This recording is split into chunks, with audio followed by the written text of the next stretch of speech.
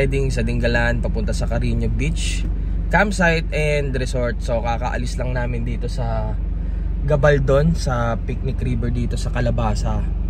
So tara, punta tayo sa Carino Campsite. Tignan natin kung kamusta doon, kung okay ba, kung pwede ba sa mga newbies yun, kamusta yung lugar nila, mga CR, etc. Grabe, ganda ng daan dito papuntang Dingalan. Kumbaga view pa lang, sulit na yung biyahe nyo.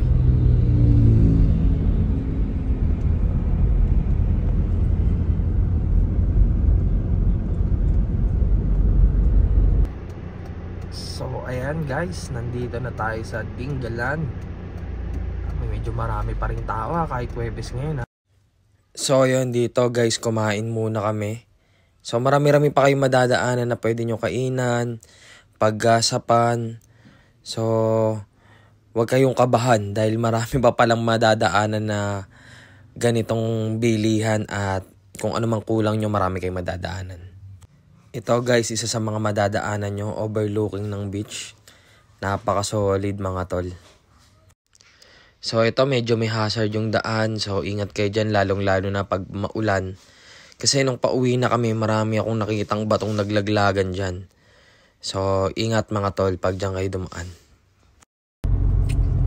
So ayun guys, napakadami rin palang mga resort dito, pila-pila. So pag gusto ko yung may spatan na maganda, pwede rin. Pero yung pupuntahan kasi natin na yung talagang dinadayo ng mga nagkakakin. So check out natin. Malapit-lapit na rin. Yung highway, kitang-kita yung ano, yung dagat sa gilid.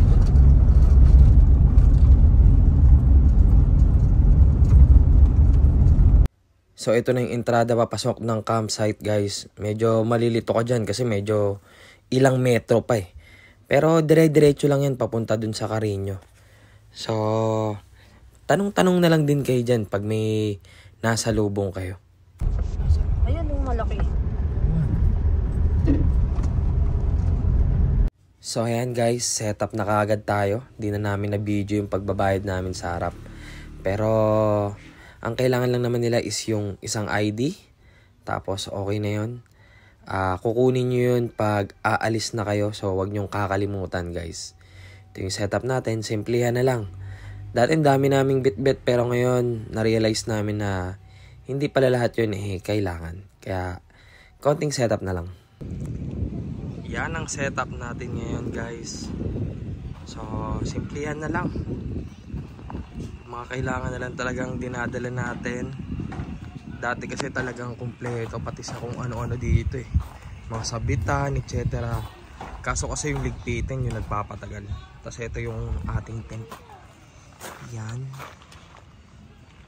Ito yung bago nating bili na airbed sa Shopee. 2-3 yan kung di ako nagkakamali. Automatic inflate. Tapos ito yung tent natin, nature hike. Yan.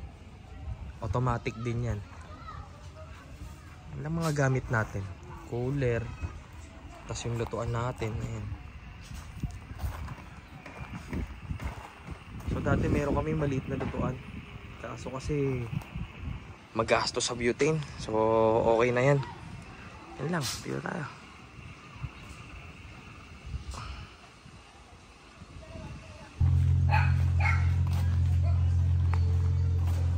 So guys, ito yung kanilang wash area at grill area. Okay. Dala na lang kayo ng uling. So medyo okay naman yung tubig. Dito yung kanilang shower room. CR.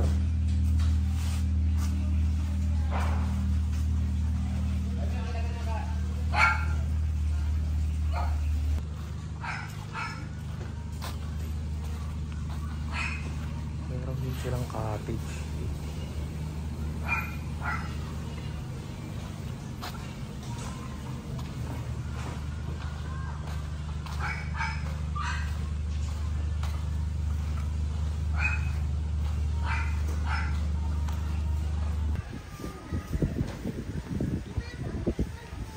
lang. Par, baka maitinola ka dyan, par. Layuan mo yan.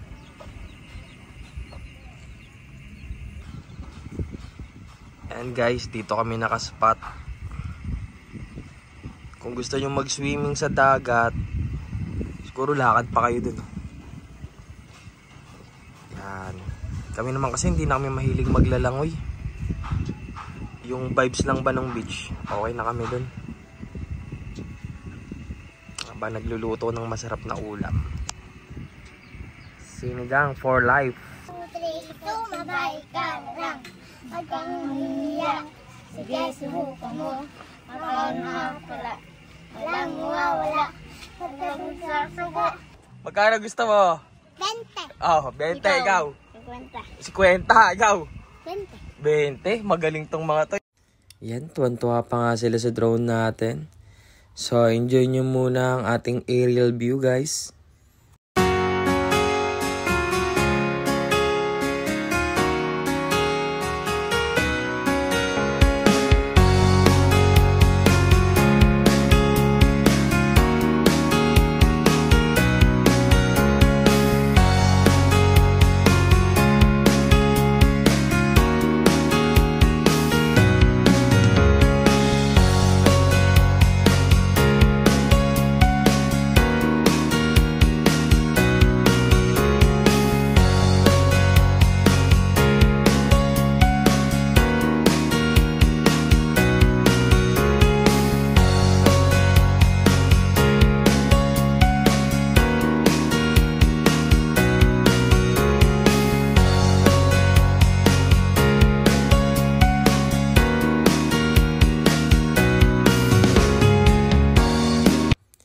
So ayan guys, as you can see, nag-high tide na. Yung kaninang bato-bato inabot na ng tubig.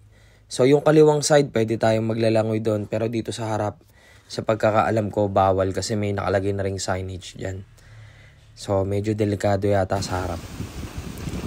So ayan, expect na rin natin na kapag nasa beach tayo, minsan ganito. Medyo lumalakas talaga ang hangin. Kaya importante na maayos ang ating mga gears para iwas abala sa atin. Regarding nga pala sa signal guys, malakas ang signal ng Smart dito. So nakakapag-data tayo kaya okay na okay. At ito naman ang itsura niya sa gabi. So kung makikita nyo, bukod sa pailaw namin, may sariling pailaw ang campsite. So ayan siya, napakaganda sa gabi. At kung makikita nyo, kumukulog na. No? Makidlat-kidlat na. Inabot din kasi kami dyan mga tol. Kaya talagang isecure nyo yung tent nyo.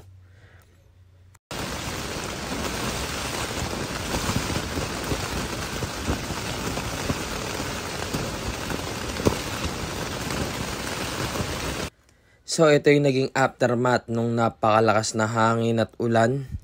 So as you can see, niligpit namin yung aming awning. Ayun yung inabot nung katabi namin. So, kailangan talaga ready tayo sa mga ganito.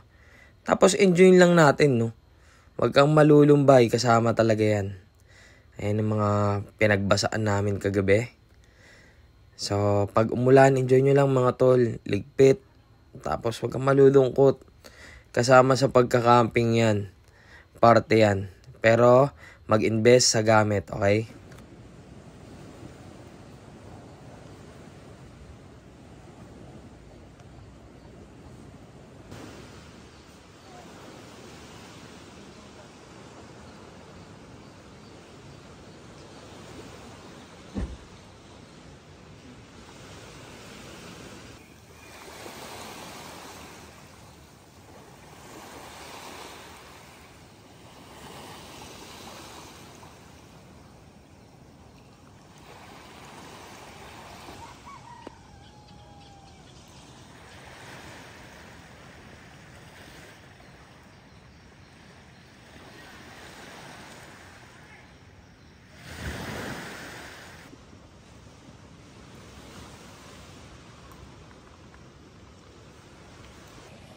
So ayun guys, rate natin tong campsite, no, on our honest take.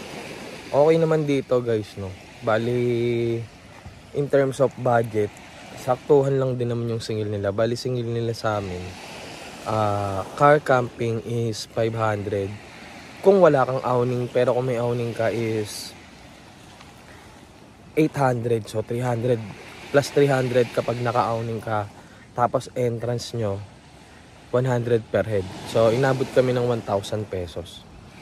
So kaya siguro mahal yung pag may awning ka kasi malaki yung nasasakop mong space. Pero okay lang din naman, saktuhan lang din yung ganong rates kung ikukumpara mo sa ibang mga campsite. Tapos yung place okay naman, malinis, maganda. Talagang isla vibes ang dating dito kasi napapalibutan ka ng tubig. Yung pwestuhan ng campsite is okay na okay. Tapos yung CR nila okay din naman, malinis. Actually, commendable yung CR kasi laging malinis, no? Hindi mo makikitaan ng buhangin lagi sa flooring. Tapos kagandahan din, meron mga nakapaskil dito na quiet time is 10 PM. So, talagang makakapag-relax ka. Makakapag-relax kayo. Tapos ayun nga, meron, dahil nga hindi lang to campsite, resort din to. Meron silang mga kubo, which is naging good kasi kagabi sobrang lakas ng ulan, mga 10 PM yun, talagang bagyo. So parang kala mo signal number 3 na yung dating. Bali nangyari sa iba ng nagka-camp, hindi kinaya ng tent nila. May choice sila magkubo, no? Yun yung kagandahan dito sa place. Kasi paano kung no choice ka pala, di ba? Basa kang matutulog. So yun lang naman. Ano pa ba?